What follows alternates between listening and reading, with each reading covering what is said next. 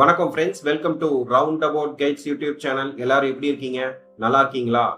ஒவ்வொரு நாளும் ஒவ்வொரு கோயிலை பத்தி டீட்டெயிலா இந்த சேனல்ல பார்த்துட்டு வரோம். இன்னைக்கு நம்ம பார்க்க போற ஒரு இன்ஃபர்மேட்டிவான வீடியோ, நவக்கிரகத்துல சூரியனை பத்தி இந்த வீடியோல டீட்டெயிலா தெரிஞ்சுக்கலாம். சூரியனின் பிறப்பு குறித்து இருவேறு கதைகளை புராணம் சொல்கிறது. அது என்ன என்பதை பற்றி இப்போது அறிந்து கொள்ளலாம். யார் இந்த சூரியன்? சூரியனின் பிறப்பு குறித்து இருவேறு கதைகளை புராணம் சொல்கிறது.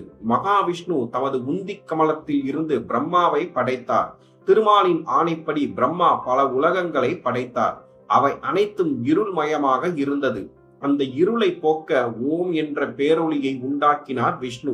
அந்த ஒளியில் இருந்து பிரகாசமான ஒளியுடன் சூரியன் தோன்றினார் என்பது ஒரு கதை. மார்க்கண்டேய புராணத்தில் இந்த கதை சொல்லப்பட்டுள்ளது. சூரியன் பற்றிய மற்றொரு வரலாறு, பிரம்மா தன் படைப்பு தொழிலை விரிவுபடுத்த சப்த ரிஷிகளை உண்டாக்கினார். அவர்களில் மரீசி என்பவரும் ஒருவர். அவருக்கு காசியப்பர் என்றும் மகன் பிறந்தார்.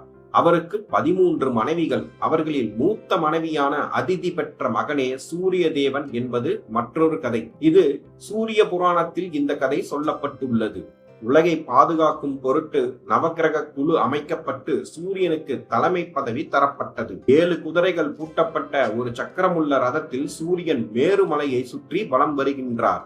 அவருக்கு சாரதி அருணன் ஆவான். சூரியன் பச்சை நிறமுடைய 7 குதிரைகள் பூட்டிய தேரில் வலம் வருகிறார். அந்த தேருக்கு ஒரே ஒரு சக்கரம் தான் உண்டு. இந்த குதிரைகள் பூட்டிய தேரை ஓட்டுபவரின் பெயர் அருணன். இவருக்கு கால்கள் கிடையாது. இவர் திருமாலின் பெரிய திருவடி என்று போற்றப்படும் கருட பகவானின் அண்ணன் ஆவார். சூரியனின் ரதம் பொன்மயமானது. அந்த ரதத்துக்கு 5 ஆரங்களும் 3 நாபிகளும் உண்டு. 3 நாபிகளும் 3 காலத்தை குறிக்கும். சூரிய சக்கரத்தில் உள்ள 6 கட்டைகளும் 6 ருதுக்களை குறிக்கின்றன.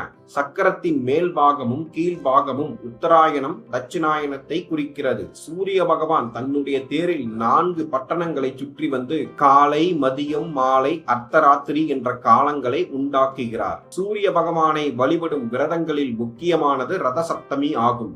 இது சூரிய ஜெயந்தி என்று அழைக்கப்படுகிறது. தை மாதத்தில் வரும் சப்தமியே ரத சப்தமி என்று அழைக்கிறார்கள். அன்றைய தினம் சூரிய பகவான் பயணிக்கும் தேரை இழுத்துச் செல்லும் 7 குதிரைகளும் ஒரு சேர வடக்கு நோக்கி திரும்பி பயணத்தை தொடங்குகின்றன. இந்த இனிய நாளில் சூரிய உதயத்தில் எழுந்து புண்ணிய தீர்த்தங்களில் நீராடுவது சிறப்பு சேர்ப்பதாகும். சூரியனுக்கு சமுங்கை, பிரபை, ரைவத இளவரசி, சாயாதேவி ஆகிய 4 மனைவிகள் உள்ளனர். அவர்களுள் சொர்க்கலாதேவிக்கு 2 மகன்களும் ஒரு மகளும் பிறந்தனர்.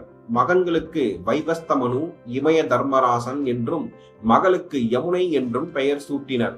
சூரியனுடன் சொர்க்கலாதேவி இல்லறம் இனிது நடத்தினாலும் அவளுக்கு சூரியனுடன் தொடர்ந்து இல்லறம் நடத்த போதிய சக்தி இல்லை. அவளுக்கு சக்தி குறைந்து கொண்டே வந்தது. இதனால் அவள் தவம் செய்ய வேண்டி யோக கானகம் புறப்பட்டாள். சொர்க்கலாதேவி தவம் செய்ய புறப்படும் முன் தன்னிடம் இருந்த சிவசக்தியினால் தான் இல்லாத நேரத்தில் சூரியனுக்கு ஏற்படும் மோகத்தை தணிக்க தன் நிழலையே தன்னை போன்ற ஒரு பெண்ணாக மாற்றி அதற்கு சாயாதேவி என்று பெயர் சூட்டினாள். தான் இழந்த சக்தியை பெற தவம் மேற்கொள்ள தயாரான அவள் சாயாதேவியுடன், நீ என்னை போன்றே சூரியனுக்கு மனைவியாக இருந்து என் 3 குழந்தைகளையும் கண் போல் வளர்த்து வர வேண்டும் என்று கூறினாள். அவளது வேண்டுகோளை ஏற்ற சாயாதேவி சூரியனுக்கு மனைவியாக, தங்கள் சொற்படியே நடக்கின்றேன், ஆனால் சூரிய பகவானுக்கு உண்மை தெரிய வேண்டிய நிலை ஏற்பட்டால் நான் உண்மையை உரைப்பதை தவிர வேறு வழியில்லை என்று கூறினாள். அதற்கு சொர்க்கலாதேவி உடன்பட்டாள். தொடர்ந்து அவள் தன்னை யார் என்று அறியாத வண்ணம் குதிரை வடிவம் கொண்டு தவம் செய்ய தொடங்கினாள். அதே நேரத்தில் சாயாதேவி சொர்க்கலாதேவி போன்று சூரியனுடன் இல்லறம் நடத்த தொடங்கினாள். அப்போது சூரியனுக்கு சாயாதேவி மூலமாக 3 குழந்தைகள் பிறந்தனர்.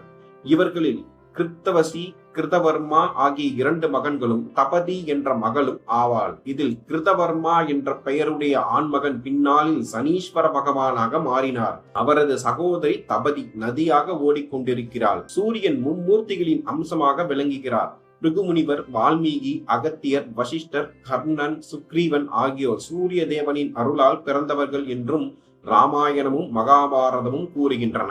சூரியன் ஆட்சி பெறும் ராசி சிம்மம், உச்சம் பெறும் ராசி மேஷம், நீச்சம் பெறும் ராசி துலாம், நட்பு ராசிகள் விருச்சிகம், தனுசு, மீனம், சமராசிகள் மிதுனம், கடகம், கன்னி, பகை ராசிகள் ரிஷபம், மகரம், கும்பம், மூலத்திரிகோணம், சிம்மம், சொந்த நட்சத்திரம் கிருத்திகை, உத்திரம், உத்திராடம், திசை கிழக்கு, அதிதேவதை அக்னி, சிவன், ஜாதி சத்திரியன், நிறம் சிவப்பு, வாகனம் மயில் 7 குதிரைகள் பூட்டிய தேர். தானியம் கோதுமை. மலர் செந்தாமரை. ஆடை சிவப்பு நிற ஆடை. ரத்தினம் மாணிக்கம். நெய்வேத்தியம் சர்க்கரை பொங்கல். விருட்சம் வெள்ளருக்கு. உலோகம் தாமிரம். இனம் ஆண். அங்கம் தலை எலும்பு. நட்பு கிரகங்கள் குரு சந்திரன். பகை கிரகங்கள் சுக்கிரன் சனி.